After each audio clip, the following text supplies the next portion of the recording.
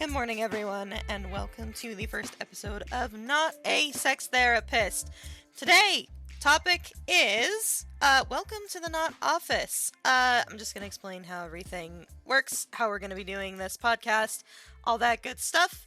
Every week, we're going to sit down and I'm going to talk about whatever topic I've chosen for that week.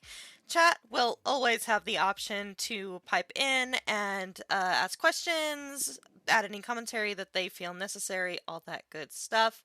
I have a list of different things we're going to go over that relate to the topic that we're talking about.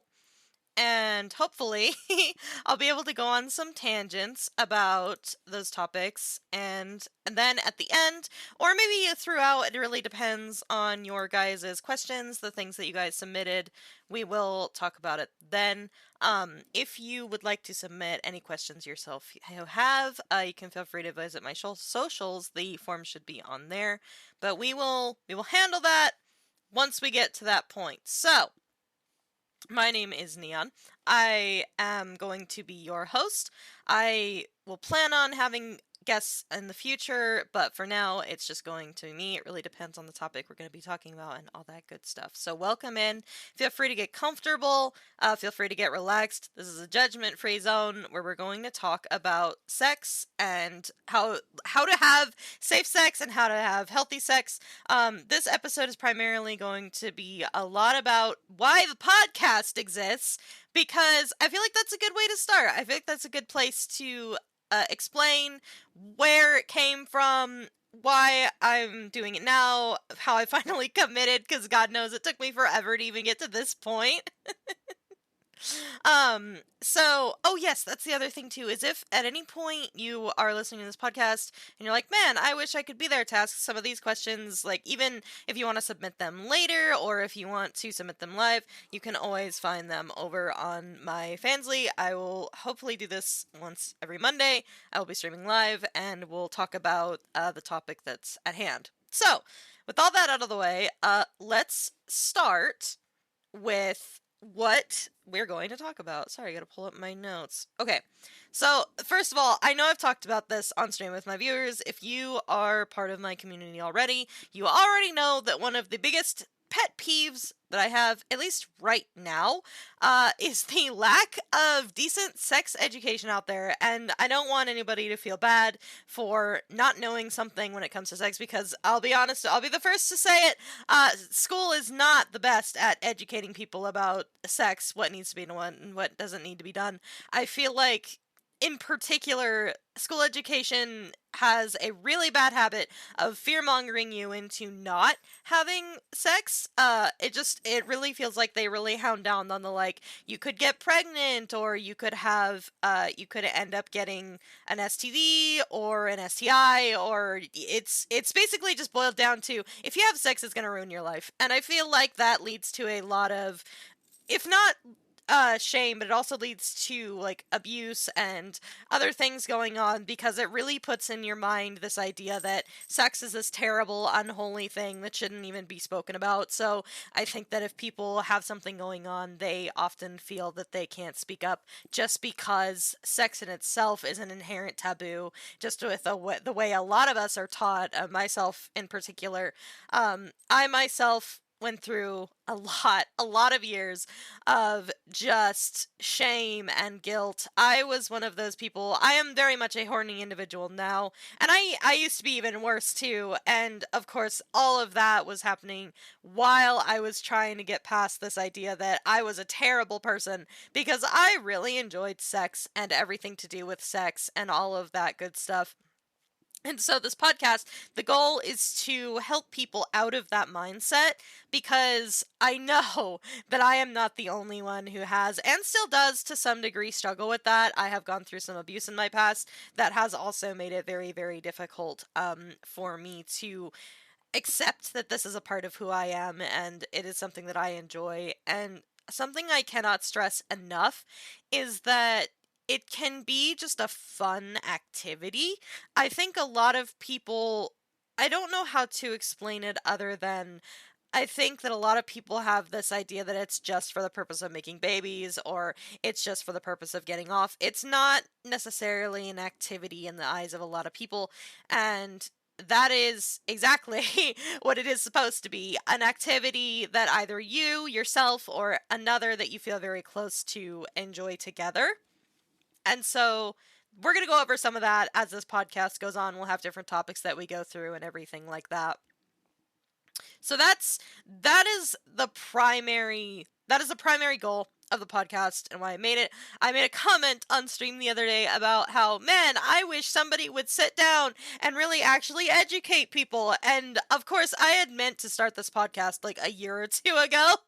I was like, I guess that was my job. I guess I was supposed to do that, and I never did. So now we're here. Excuse me, sorry. My throat is very coughed up, yunked up because it's that time of year. Not to date the episode, but it's that time of year. It's called this should be coming out. Episode should be uploaded. The first episode should come out if not a week after the first recording. It after that it should come out a few days. It really depends on the upload schedule, how everything works. Mondays are going to be when I'm going to be recording it, all that good stuff. So, the other thing is my goal is to remove the stigma around it. I feel, and I know I've talked about this before on stream, I feel it's very, very, very important to remove the stigma, to talk about these things, like I said before, because there are many people who have suffered from abuse in the past and are afraid or ashamed to come out and talk about it, talk about the things that they've experienced, things that have been done to them. And I don't think that that's fair or right. And with the lack of sex education, you also have people who don't even know what's happening to them until it's too late. And that is something else that I very passionately feel needs to be changed. I feel that even from a young age, and I know it sucks, but it's just the world that we live in now, kids need to be educated on what their body parts are, what everything is, where it's located, what boundaries are, all that good stuff, because you end up with a lot of cases of unknown abuse, and I think that is absolutely unacceptable. That being said, there will be times where we talk about some heavier topics on the podcast or on the stream. It just really depends on the topic. We shouldn't touch on any of those topics today. Today is just kind of like me yapping so that you guys can get to know me, and then hopefully I'll come back for the next episode where we'll talk about some actual stuff, just going on a rant about about how it goes and how this podcast is going to operate. Oh, yes, I forgot my disclaimer. I am not licensed in any way, shape, or form. I am not a licensed sex therapist. I'm not a licensed professional. Nothing of the sort. I'm just a changeling who got on the internet and was like, man, I'm really frustrated with the way that this is, so I'm gonna start yapping about it. I am more than happy to be corrected if at any point you guys hear anything that's like, that's not right.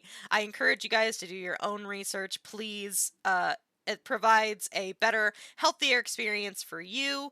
At the end of the day, if you're trying something or if you're feeling like you want to do something, please listen to your body.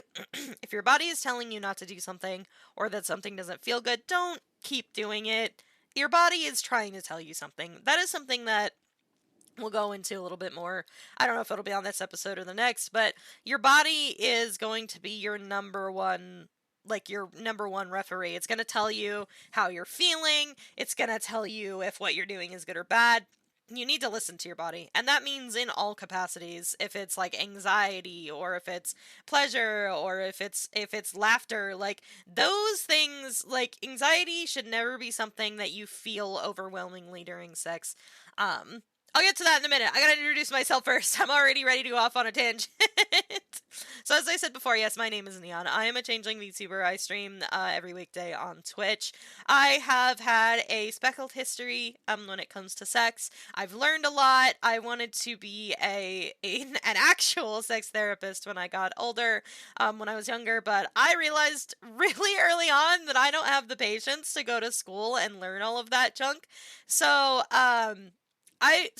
now I just yap. I have a podcast where I talk about it, and that's about the extent of my knowledge. That's what I do now. I'm gonna talk about it even though I'm not licensed, and you know what? That's okay. As long as, like I said, as long as you guys know, I am not licensed by any means. I am not. I'm not licensed. I'm just here to educate the best that I can with the knowledge that I know. If I don't know something, I will go ahead and find out that information and do my best to pass it off to you guys in the future. If I find myself being wrong about something, I will correct it. So, with that being said, I have had, and this might get a little heavy if you are not comfortable with discussions. I'm not going to go into detail or anything like that, discussions of abuse or anything like that. Feel free to click off or mute or whatever you got to do. But I myself have gone through a few forms of abuse and neglect when it comes to sexual health. I was also raised in a family where my father was a Jehovah's Witness, very religious. If you know anything about Jehovah's Witness, you know that they're very, very religious people. They are very almost a little culty sometimes with the way that they handle uh their kids and their religions and all that good stuff. So, long story short, I've had my fair share of experiences that I'm more than happy to share with you, that I have learned through exploring myself, exploring all that good stuff. I am also part of the LGBTQ community. I have it's taken me a very long time to get to a point where I am comfortable admitting that I am part of the LGBTQ community, and then that's not for any other reason other than like the way I was raised. I was in a household that was very anti-LGBTQ, and so there was once upon a time where I wouldn't listen to certain music because the music video had LGBT content in it. I was like, I can't be caught listening to this. That's not good, and that's not true. That's something else that this podcast is going to address. It's going to address like discovering yourself and your own like your identity and your gender and all that good stuff. That's all going to be stuff that we're going to go over in later episodes throughout time. I'm really good at going off on tangents. I'm going to let my fucking cat out. So yes, I have some experience both in the lines of the I have a lot of experience in the abuse and neglect department. I've learned a lot about myself from my upbringing, and as I get older, I'm learning that those things that I felt really guilty for or really bad for in the past are not things that are worth defining me. If sex is something, if you're anything like me and you find that you really, really enjoy it, and it is more of I want to say it's more of a hobby or an activity that you enjoy, there is nothing wrong with that. And I think that the way that some of us were raised, it makes it very, very hard to accept that about ourselves. And it's very saddening to me when I hear that there are full grown adults who don't know how to have sex in a safe and healthy manner.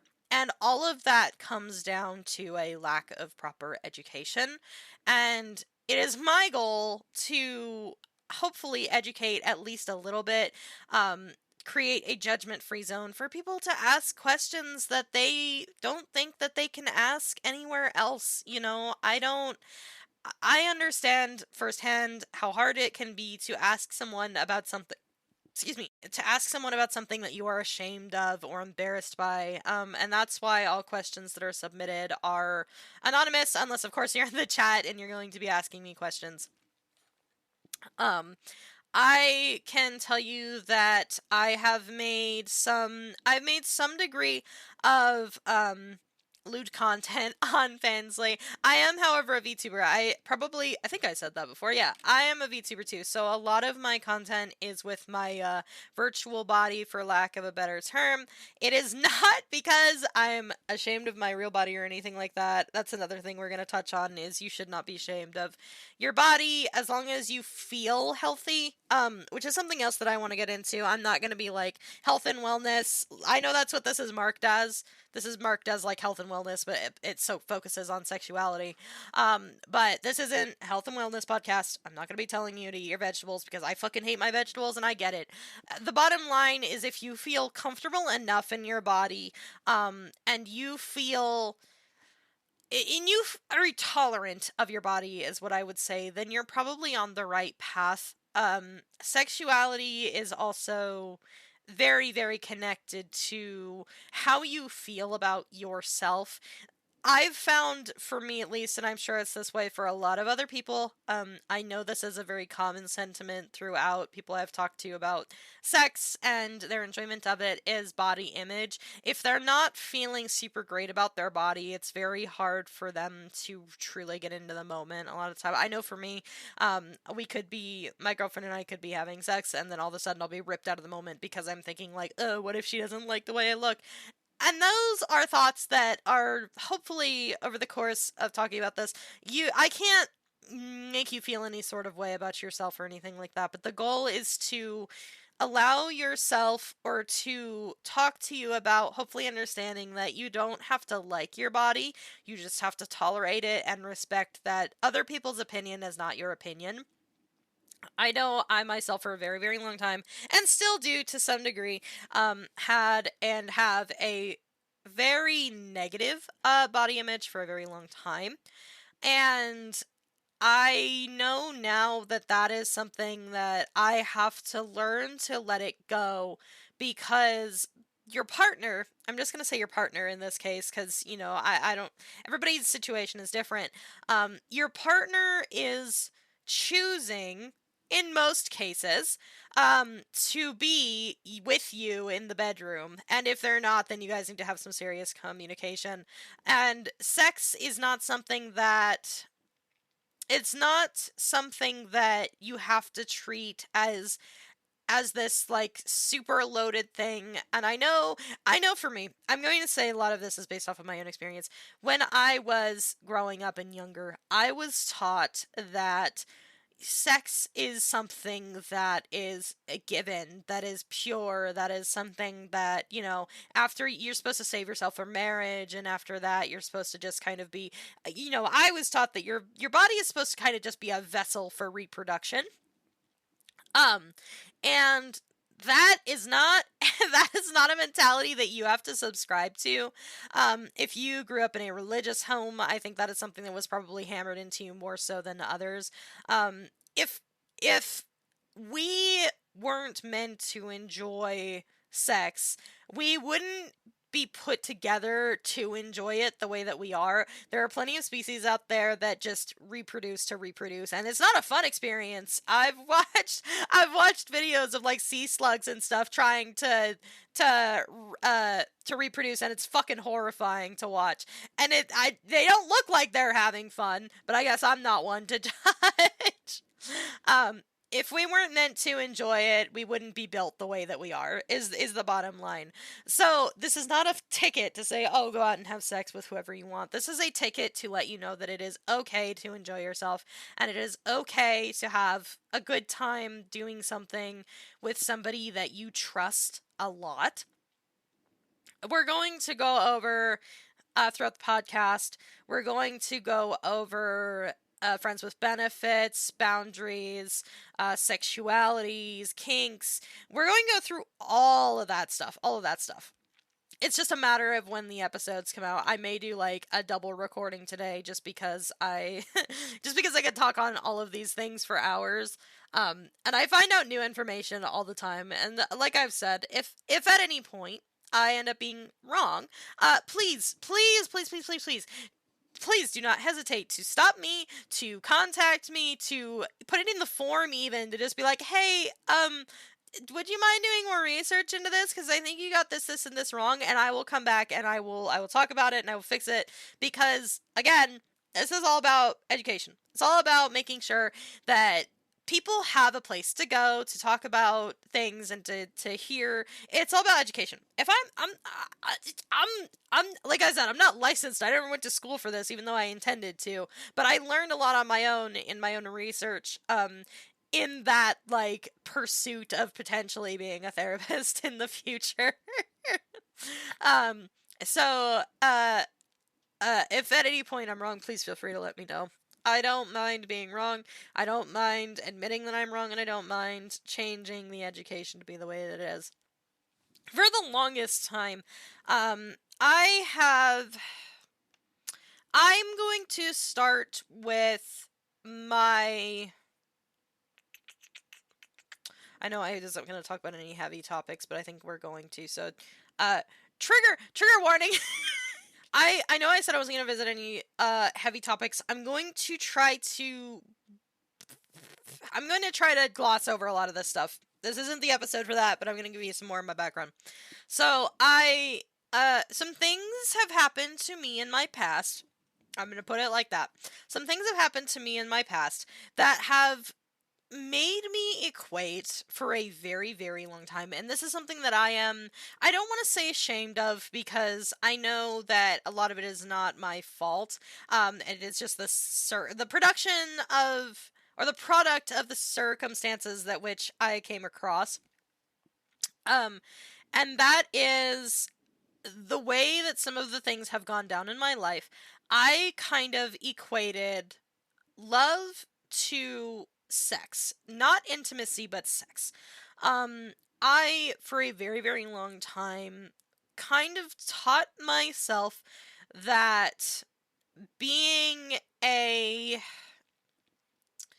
being available, for lack of a better term, was what would get me attention. And of course, there's a whole lot of things that go into that too. Like, when I was younger, I suffered severe, severe depression and didn't understand that's what was happening. Anxiety, I think I have to some degree. I do say think because I am not diagnosed, but I'm pretty sure I have some degree of either autism or ADHD or both. Anxiety, all kinds of mental disorders, right? And so growing up, I was very lonely. I was a very lonely kid. And so I kind of, and I read a lot of books that I should not have read at that age. I learned and taught myself that the only way to get affection or to be seen or to be noticed, was to offer up myself and my body, in order to get what I wanted. And for a very long time, and even now, and I say this because it happened recently. I don't feel very good about my position in the relationship a lot of the time unless we are having sex frequently, and that is not healthy. And I'm willing to admit that. My story is very much like a learning one about what a relationship really is, what it includes and what it doesn't include.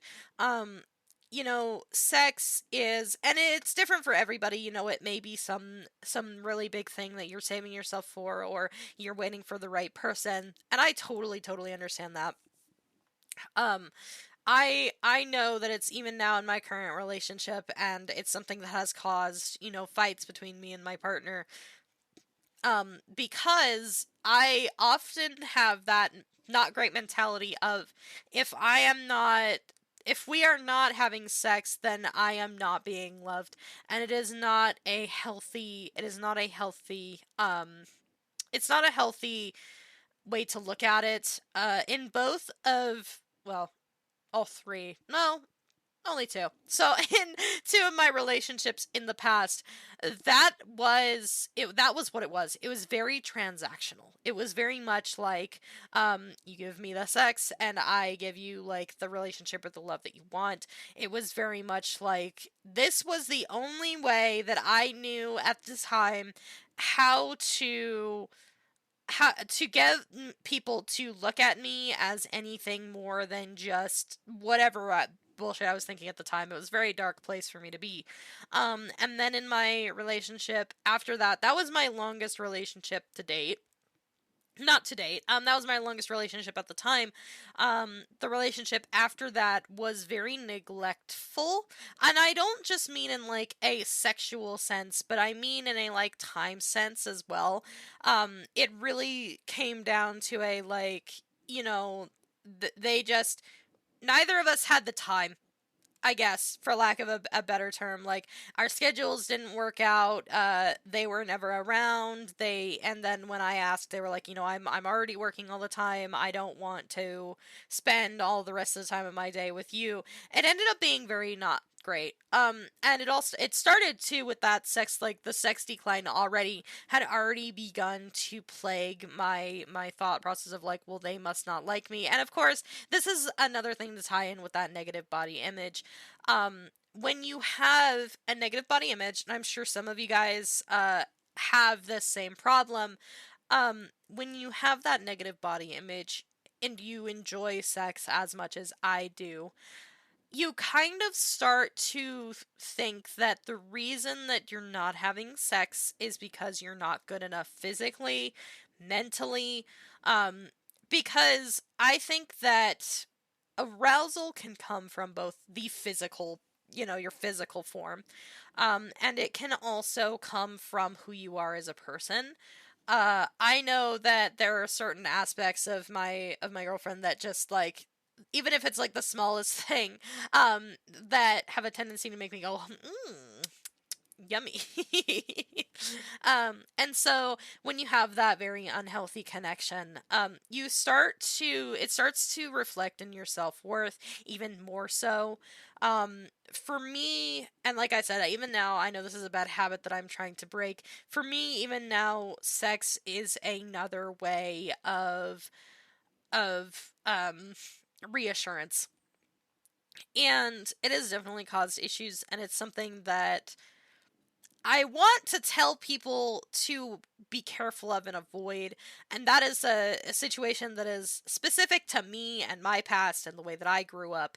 Um, it's just one of those things where if I get too much sex, I start to think that it is becoming a transaction, that it is something that they only want to have sex with me because that's all I can give them. But if I have too little, it starts to venture into this area of, if I'm having too little, it means that they don't love me as much as they used to, or they don't want to be around me as much as they used to. And these are things that I have learned to work on and move out with over time. When I met my girlfriend, when we started, she and I met shortly after my like neglectful period, and I was telling her, I miss having sex, because it is a very, like, I'll admit it, and whether it's because of that past that I have, or I just enjoy it and it gives me a shot of dopamine every time I do it. Sex is a very big part of who I am. I mean, that's why I'm making the podcast, is because I care a lot about it. I'm very passionate about it, and I'm very passionate about people having healthy sex. And so when her and I met, I was like, I miss it. I miss having sex. I want it. I want it. I miss it. And my girlfriend at the time, she was just my friend, was like, well, we could do like, friends with benefits, if that's something that would make you more comfortable. And I was like, yeah, sure. And we had a really, really good time. And of course, we were like developing feelings. And of course, now I know that I am demisexual. So, but the fact that I had even gotten to that point already spoke volumes to how I feel about her. Because I have to like someone before I'm even willing to like even consider thinking about them touching me and anything like that. Um, and so when you start with friends with benefits, and that's how your relationship starts. And of course, with my history that I just told you guys, you can imagine that as life gets more stressful, and the more you get to know somebody, and the more you get to know their problems and their stressors, and the more comfortable that you get, the harder it becomes to chase that sex drive. And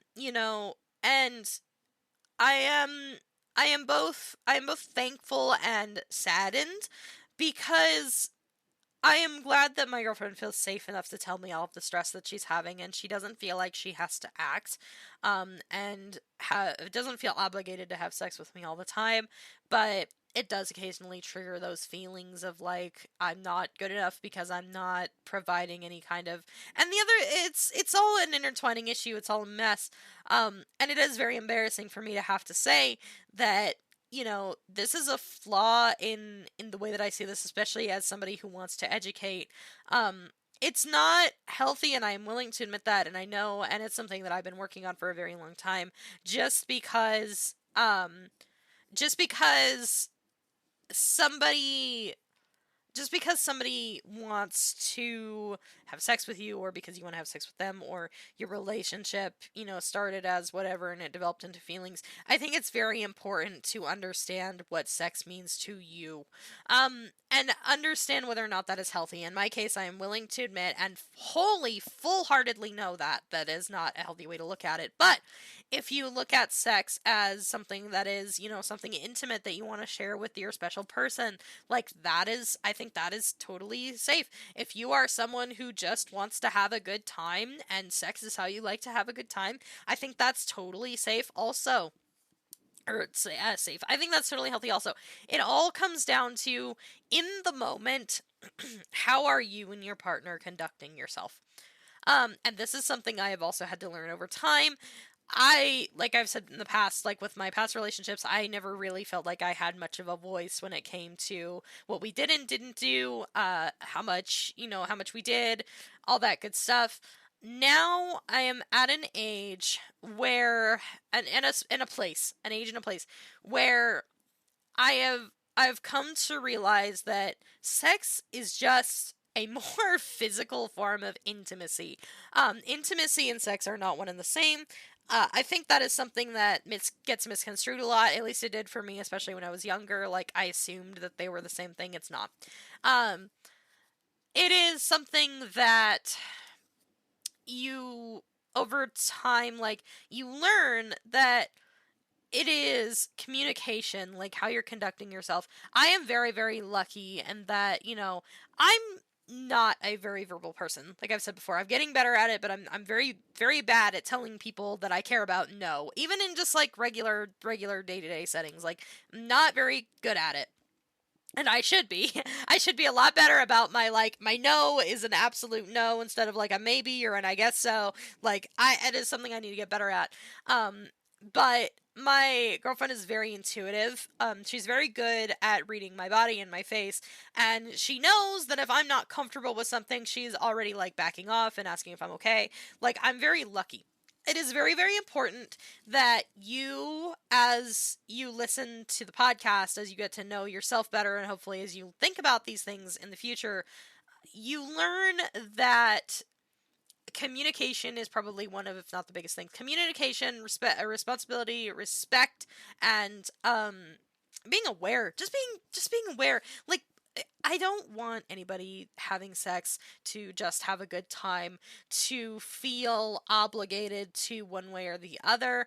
It is something that, in even at like a base level, at a base level, especially if you are doing something like BDSM, or you're involved in kink, or anything like that, you are surrendering your body, and that is a very, very intimate thing to do. Even when you are having regular sex, like, you are allowing that person to handle your only vessel that you are going to get in life, and hopefully you'll discuss the things that will happen to it. You need to understand that the boundaries are very important, communication is very important, and if somebody that you're with is not willing to listen to you or put your needs on the table in any way, shape, or form, it's not healthy, and you need to reconsider what you're doing. Even if you're just having fun, it's one of those things where, even if you just like having sex, it's something that I think you need to be very careful with how you're conducting yourself and how your partner is behaving, and it is a very intimate, personal thing. I think a lot of us, we get that like, yeah, it's really personal. Like, you don't want to reveal yourself anywhere in public because that's embarrassing. That's your body. That is an intimate part of you that you don't want to have to share with anybody else unless you're choosing to. And I think that, to a degree, sometimes when we think about sex, I think there's a lot of pressure that gets put on it. I think there's a lot of there's a lot of expectation, and a lot of that comes from the media. A lot of that comes from, depending on where you are, how you were raised. You see, like, I don't think it's as big of a deal now. I'm not sure, because I haven't watched like a lot of the new movies and stuff like that coming out. But there used to be this really, really big pressure on, like, oh, you have to get a girlfriend and get laid before you're 18 or when you're 18 or whatever it is. And, like, you're supposed to be married and have kids at a very young age. And those are stigmas that are very unhealthy and very, very damaging, and also add to this taboo of, like, uneducation, and lead to bad sex and poor execution of the sex. Something that I was kind of shocked to find out, and actually didn't believe it when I first learned about it, was sex for women in particular, because I don't know about men or your guys' side of it, but women in particular, sex is not supposed to be painful.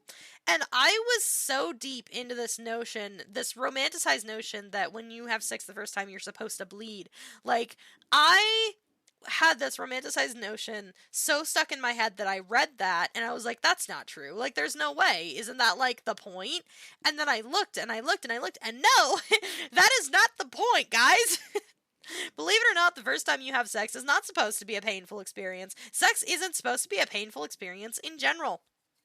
And this is another thing too, that I've realized is a product of, like, me and my environment, is when I say sex is not supposed to be painful, it's not. And there are certain things that happen to your body. I am one of these people. I will explain in a moment. That will make it painful regardless.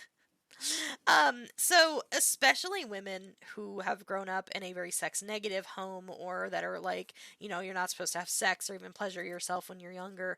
Um, I am one of these women who has vaginismus. And for those of you who do not know, vaginismus is a condition where the muscles in the vaginal canal contract involuntarily.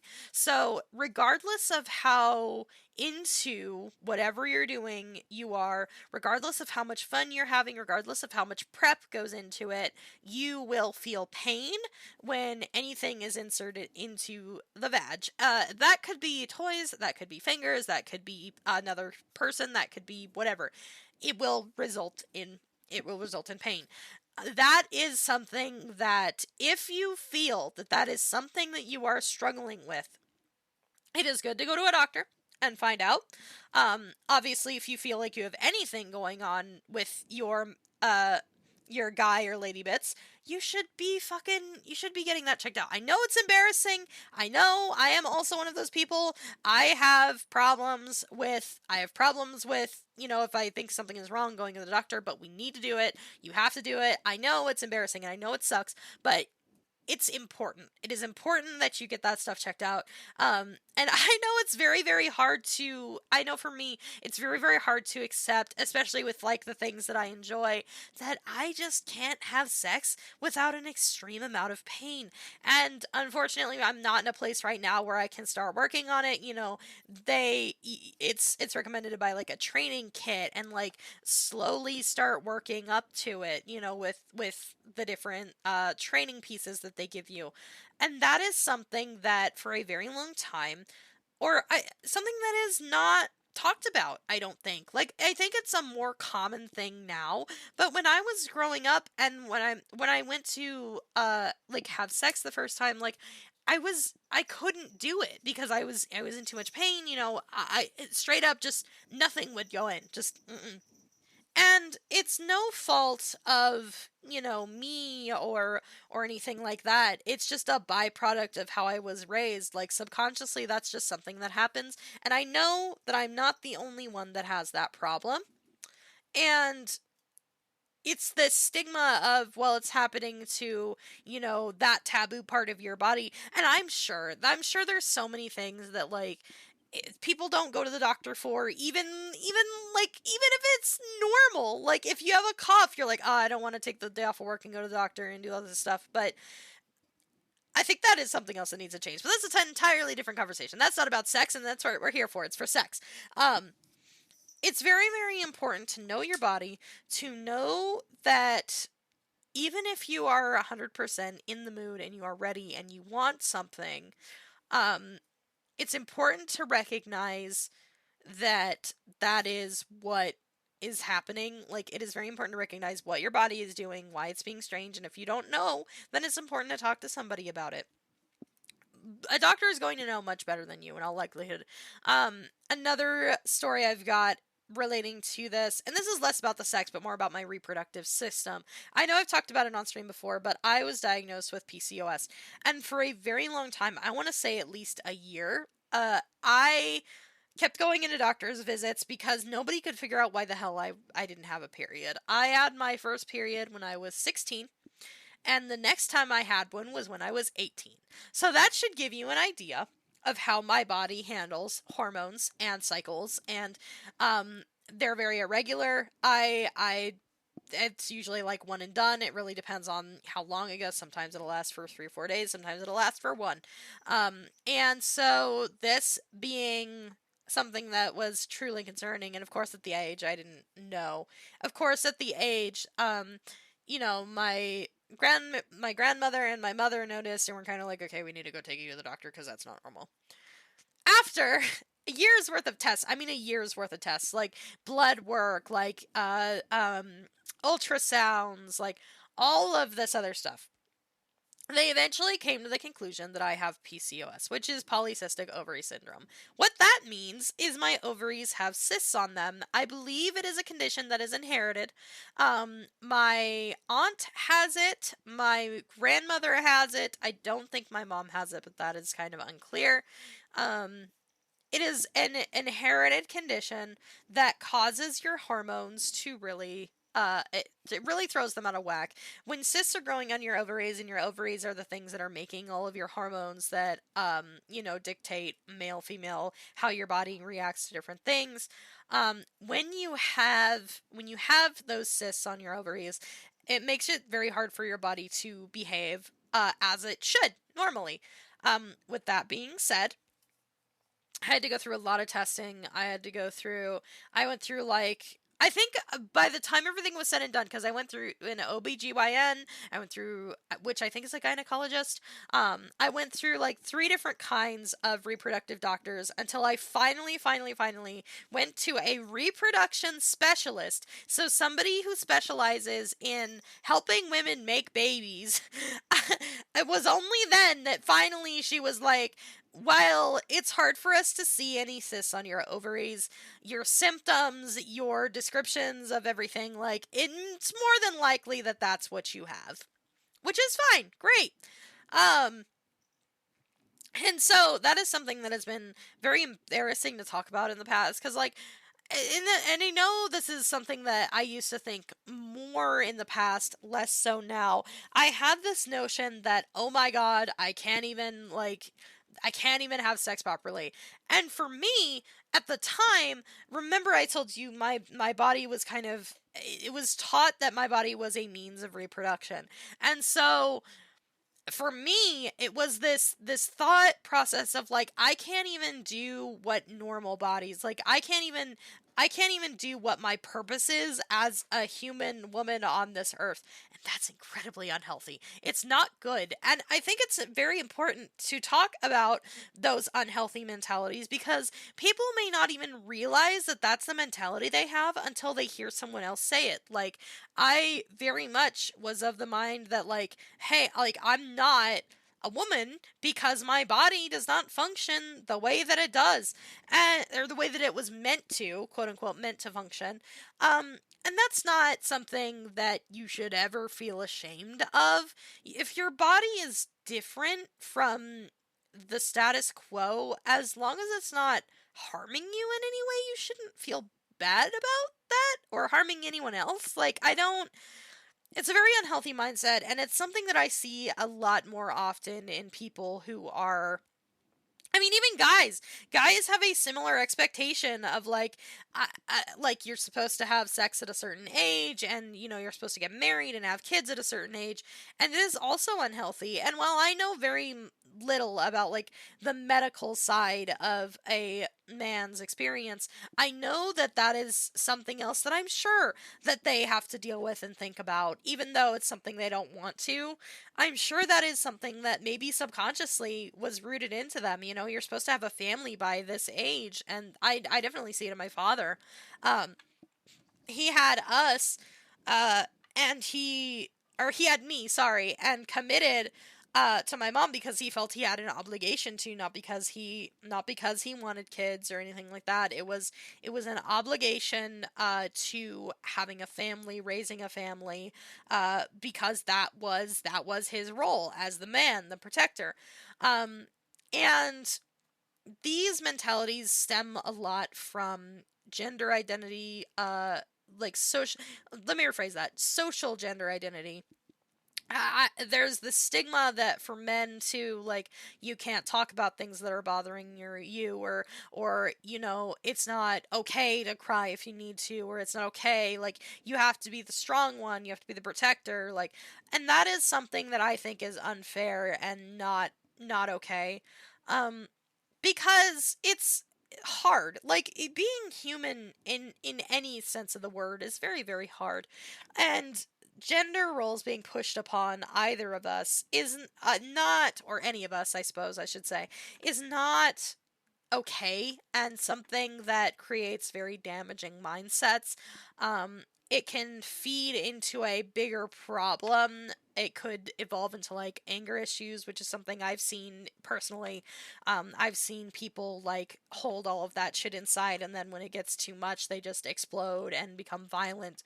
And so, all of this to say, all of this, wrapping it all up, um, with my experiences, with what I know, with all of that stuff, it is very, very important that these stigmas, that these concepts, these social societal gender roles, these ideas that you are broken, or that you are not fit, or that whatever is not okay, just because you were assigned whatever gender at birth, or because you have whatever equipment, or because of the way you were raised.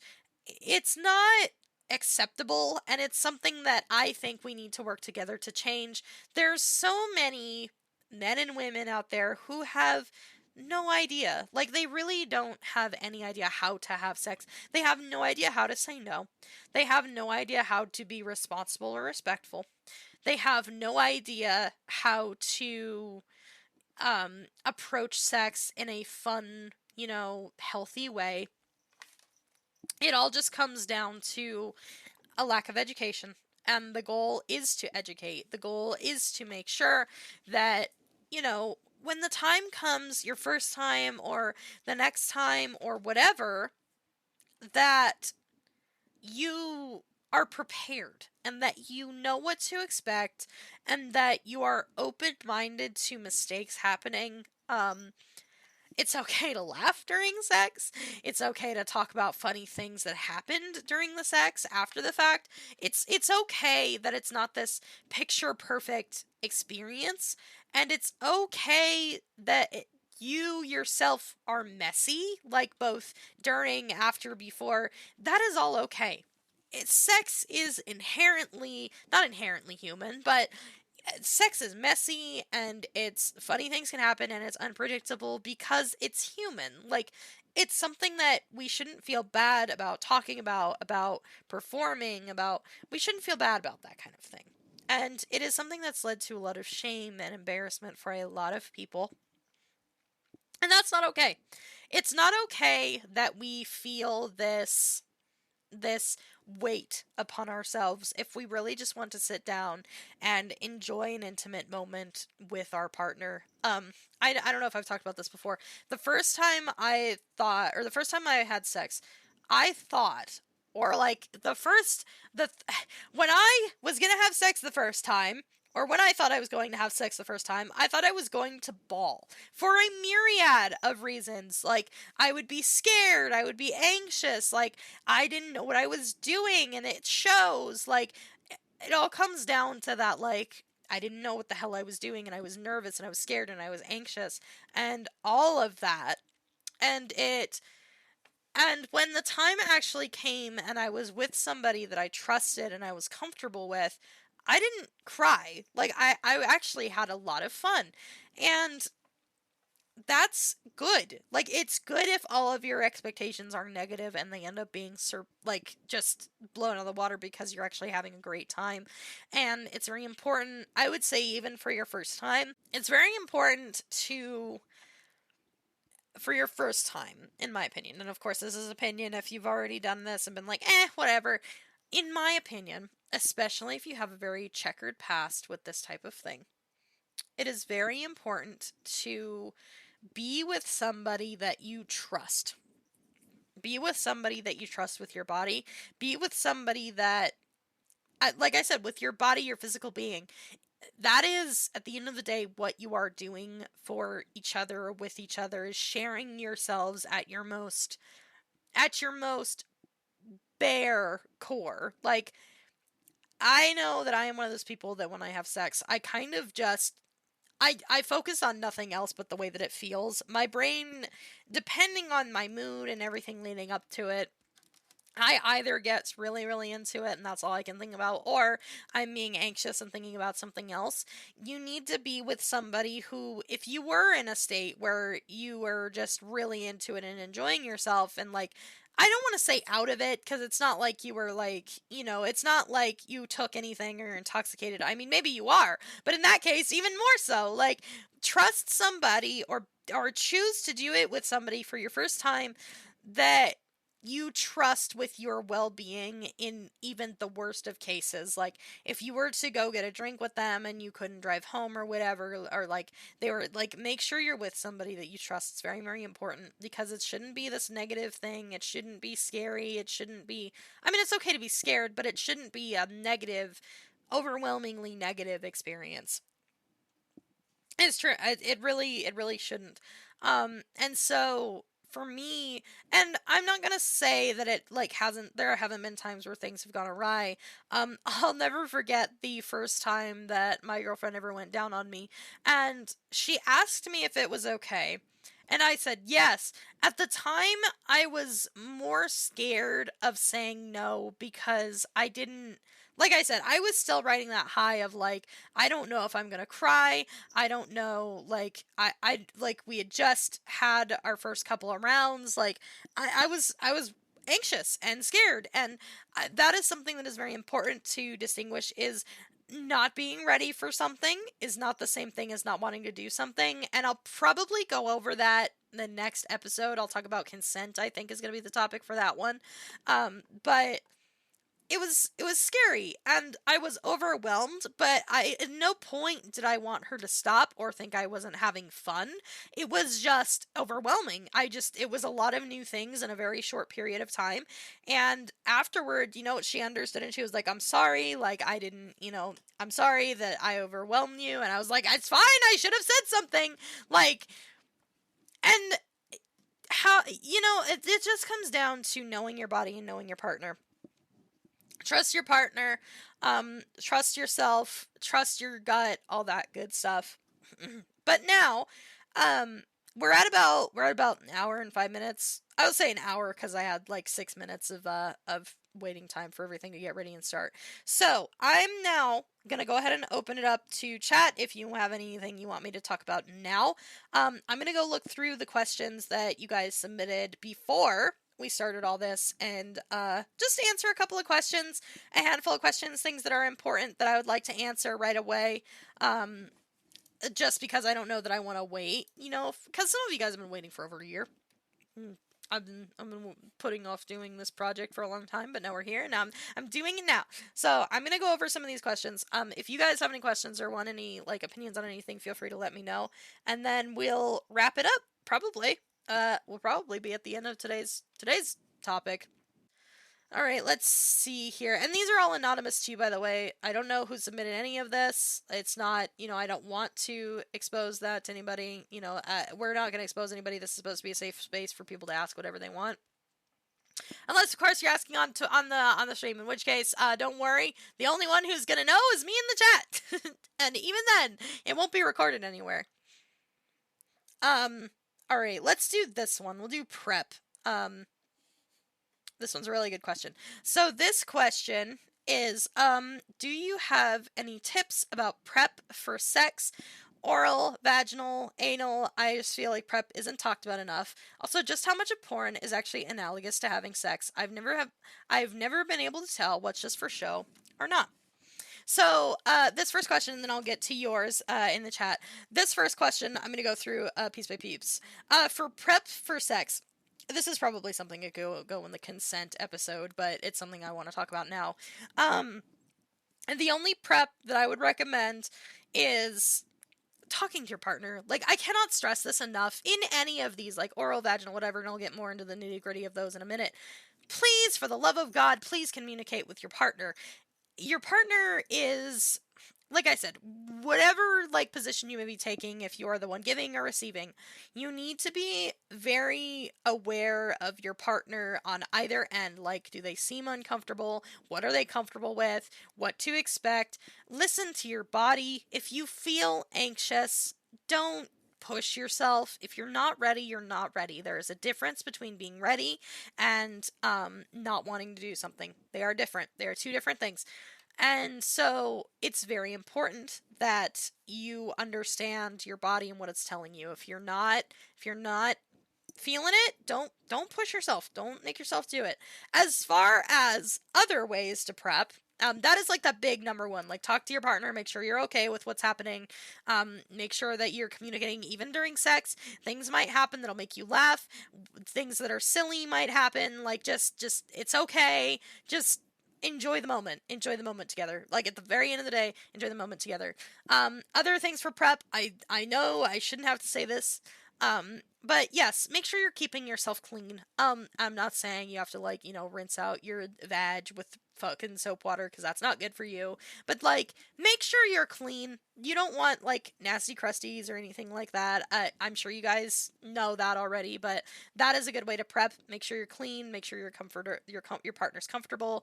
It depends on, with anal in particular, what degree you are comfortable with, like other things to prep, like enemas and stuff like that.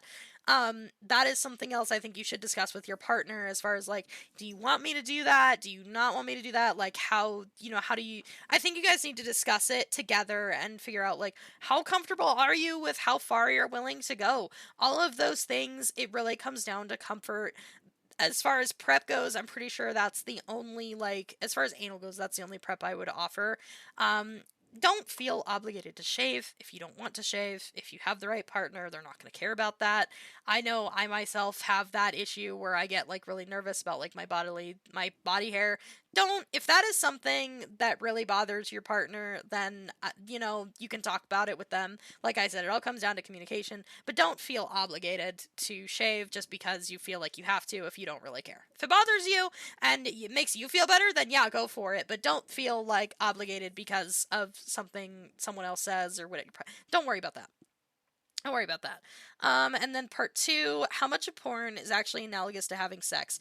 It is as analogous to having sex as somebody who is doing, like, fucking stunt work, and then the way it looks in the movie. That is a very bad example. But how do I put it this way? It's not real. Like, I guess that's the best way to put it. Is like, you're watching it's, I have a good idea. It's a good way a good way to compare it is like watching a documentary about dinosaurs and watching Jurassic Park. It's not the same thing. Like, the only thing that porn gets right is, a lot of the times, you're sticking the dick in the hole and that's about it. And even then, it can be a little, like, it's not right. So much of porn is for show. Like, funny things happen during sex. It's okay to laugh. So many people act when they do porn. That's what it is. It's just porn acting. You don't have to perform in order to enjoy sex. If you're a naturally loud person, that's okay. If you're a naturally quiet person, that's okay. As long as you are having a good time, that is what is important. A lot of people I've seen, like, I remember somebody made a comment about, like, sometimes the way that they go at it, if they're like, if they're, going at it, like doggy style or whatever, or missionary, they'll lean off to the side because that's what they see in porn. And in porn, it's just a show. It is entirely like I said, the only thing you should ever take from porn, the only thing you should ever take from porn, if anything, is ideas. Do not try to be the person in the porn. Don't do it, because that's not good for you or your partner. Your partner can tell, usually, if you're performing, and it kind of ruins the mood a little bit. Don't oversell it. If you're really enjoying yourself, you will show it. You know what I mean? It's not, porn is designed to be the most clean and effective and efficient way possible to make the shoot. And they have, like, they do multiple shoots, they have a studio set up. It's a whole thing. It's not the same thing. Don't ever look at porn as a reference. Never ever do that. I say entirely, when it comes to that, listen to your body. Listen to your body. What your body wants, you can work on from there. You don't. I cannot stress this enough, because I feel like porn is one of those things where people get a lot of their information from because schools don't educate. Don't don't take porn as anything more than watching a movie. It is a good place to get ideas. It is not somewhere you should learn how to have sex. It is very performative. It is very surface level, for lack of a better term. 9 times out of 10, the people who are going at it aren't actually enjoying themselves. I've seen that in the past. They're just not. They're not having a good time. Just listen to your body. It, like I said, the best way I can just compare it is like watching a documentary about Jurassic Park is, sex, and porn is, or watching a documentary about dinosaurs and sex and porn is Jurassic Park. They aren't even on the same playing field. Don't take it too seriously. Just don't. It's not good for you or your partner. And then also be fucking responsible. I know I should have talked about this in the prep part. Please, for the love of God, wear a condom. Wear a condom if you are not like using any other kind of protection. If you're a woman, make sure you're wearing, or you're like taking the pill, or you're doing whatever you got to do, whatever birth control works for you. And not every birth control works for everybody. The safest way to do it is a condom. And that is not just for pregnancy, that is for like infections and stuff like that, which in my opinion, if you're going to have sex with a partner that you've never had sex with before, or someone that you don't trust, like to a very high degree, I would recommend making sure that there's no, like, they're clean, no diseases, no infections, no nothing. I am of the personal belief that if you are with the right partner, they aren't going to feel bad about you asking for that, because there's nothing wrong with wanting to be safe, especially if you're just having sex to have fun. Make sure like that you're safe and comfortable. You know what I mean? You know what I mean? That you're comfortable at the end of the day. That's what it boils down to. Make sure you're comfortable. Make sure that you are being responsible. If you are worried about having kids and you're not on any kind of birth control, please wear a condom. Make sure that you're both safe if that is something you guys are worried about. And then if they tell you that they're uncomfortable or they want you to stop, then stop and talk it out. Do not keep going. Do not keep going. Don't do it. Those are like my top prep tips. So make sure that you're communicating with your partner. Make sure that you're being responsible and you're using protection of whatever degree you need it. If woman, male, whatever. If you are comfortable enough, or if you are uncomfortable or not sure about if somebody does not have something infectious, please do that. Like, make sure you get checked, you, them, whatever. Like I said, if you're with the right person, they're not going to care. And then, like I said, communicate with your partner about enemas for prep and stuff like that. A lot of, like, the prep for sex in general, aside from all that, like, that I listed with, like, responsibility and stuff, is just being communicative. Just communicate with your partner. That is the biggest prep advice I could give you. Be communicative. Ask your partner how they're doing. Ask them what they're looking for. Make sure that you guys are checking on each other. Don't look at porn for a reference. Those are like the highlights of that. Do you recommend bars? I don't. I'd have to. I need a little more information. I'm gonna be honest. I need more. I'm not sure what you're asking. I'm sorry. A question from me. Okay. I don't feel any pleasure when I get something inserted in me, and I can really only come by having something vibrating outside. But when I do come, I want something inside, even though I don't feel any pleasure from doing that. Is that normal? That is not uncommon. I say this as somebody who has a very similar situation. Like I said, I can't really have anything inside me, and when I do, it's painful. But I do need to have that sensation from the outside. That is completely normal. That is entirely normal. Your body is fine. Everybody's body is unique. Some women prefer to have things inside. Some prefer to have things outside. Some men prefer to have things inside and can't come without it, and some men don't want that. It's all depends. Like it all depends on what you want. If that is something that you are comfortable with and you are okay with that being your situation, that's totally normal. That is totally fine. Everybody's body is different and unique, and your body is just it's just your body. It's just unique to you, and you know what you like, and I think that there's nothing wrong with that. That is totally normal. That is totally fine. Don't worry about that. You just need to find the partner that understands and is willing to help you out. And like I said, communication is where it all comes down. Like it all comes down to your communication at the end of the day. Making sure that you guys are on the same page, that you know what you guys are expecting, that you know what you want and what to get out of it, and going from there. So that is totally normal. That is not something you should feel bad about or weirded out by. Just remembered there was a bar women can get that releases hormones that can prevent pregnancy up to a point. I was wondering if it was something you knew about. There are a couple of different ones that I'm thinking of, that you could be talking about. I believe one of them is called, the Mirena. Let me double check. I want to look at the name really, really quick. Mirena. Oh, that's not it. Hold on. Birth control. Mirena. Okay, so that's the IUD, which was they're the same thing. Okay, and then an arm. Okay, this one is called Nexplanon. Okay, so Mirena and Nexplanon are like the brand names for it.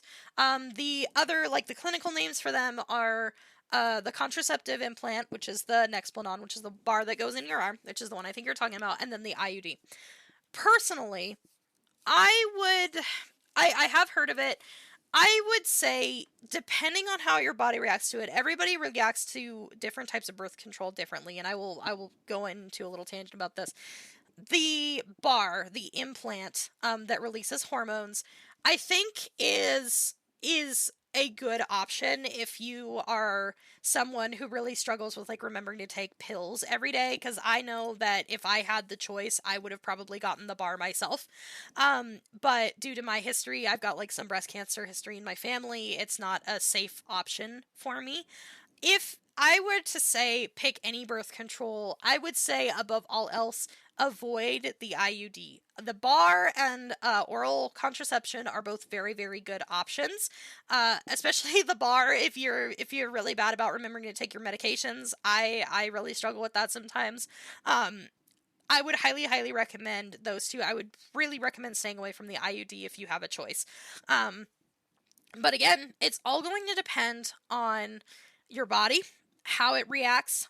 There are some women who they can't have the bar because it makes them bleed.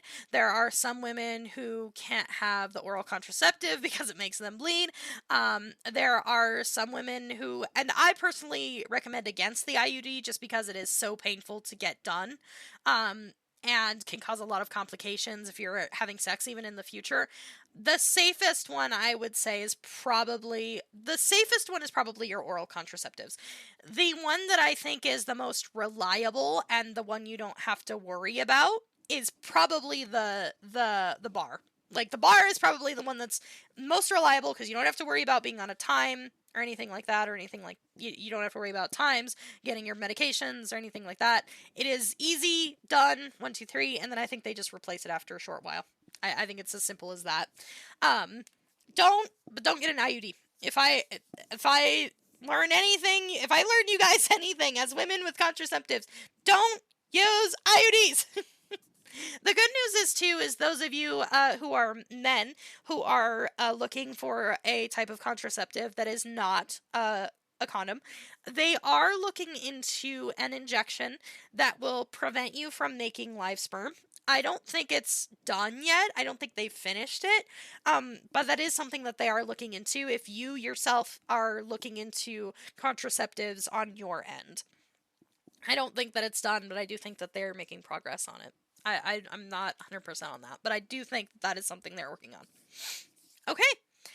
Alrighty, I'll do another question from my questions list, and then we'll be done. I want to answer one more question. You know what? This will be a fun one, because this one's just like for me. This one's just a me question about myself and my preferences. This question is, what would be a deal breaker for you, and what would you think is a deal breaker for most other people? Good question. Deal breaker for me, honestly, if we're talking about sex in particular, I'm going to say a deal breaker for me would be like, I'm not going to get tested, or I'm not wearing a condom. Like, I know that's pretty selfish, but I am somebody who, I do not want kids. Like, I cannot stress enough how little I want children. I do not want kids. I do not want them. And if somebody is not willing to get tested for like an STD or anything like that for my safety, for my comfort, or if they're not willing to do the necessary protection to make sure that we don't have kids and that's not a thing we have to worry about, that is a deal breaker for me. That is a 100%, like, this isn't going to happen, because I want to make sure that I am safe and that my body is in the hands of somebody who cares about my comfort. If they are telling me no on either of those things that is going to ensure my comfort, then that is already a sign that things are not going to work out. Not going to work out. And I would say a deal breaker for most people, that's a good question. Because, like, so many people have so many different things. I would say a deal breaker for most people, as far as, like, going and having sex together and having a good time, probably would have to be, like, a not uncleanliness.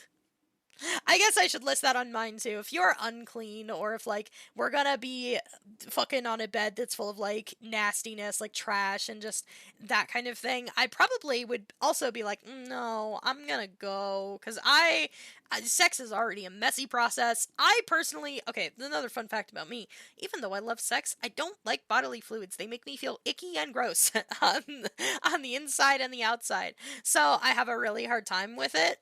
So I personally, if the bed is already icky and sex is already an icky, messy thing, I'm 100% gonna be walking out the door, and I'm sure most people are too.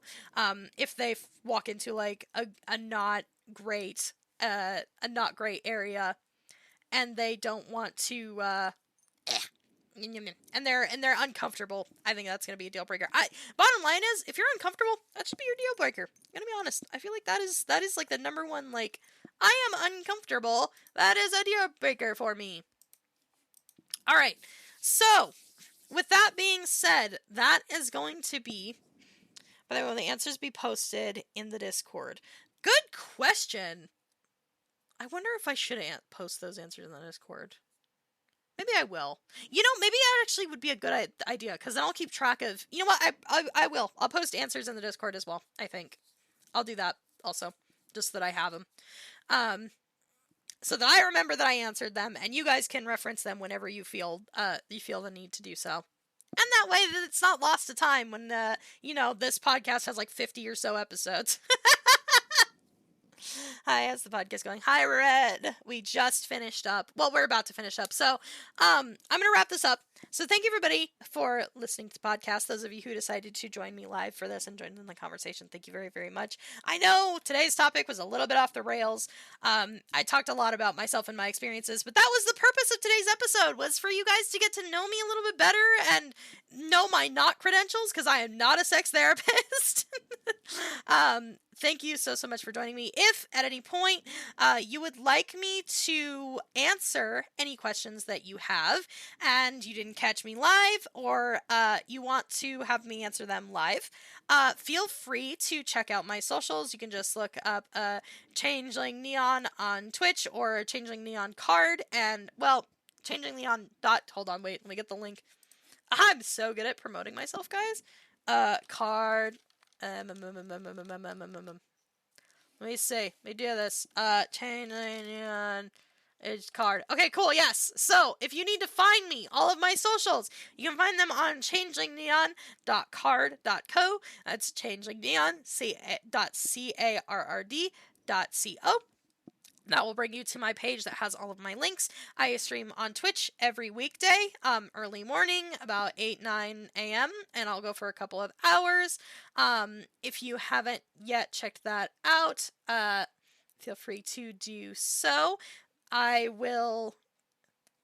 suppose that's gonna be it. I had a whole list of things I was gonna say in my outro, and they're all gone now. Oh yes, if you need to find me, that's where I will be. And if you are, like I said, if you want to enter any questions or anything like that for the future, you can find that link on my Blue Sky, which you can find from that link I gave you before. It will lead you to my Blue Sky, which has the link in my bio, and you can submit your questions there. Or if you want to catch these streams live and ask your questions right then and there and get input right away, feel free to join me on Fansly. I'm going to be recording these podcasts every Monday morning, beginning of every week, at roughly the same time I stream, 8, 9 a.m. I know that doesn't matter for you because you don't know what time period you're in, but it's great.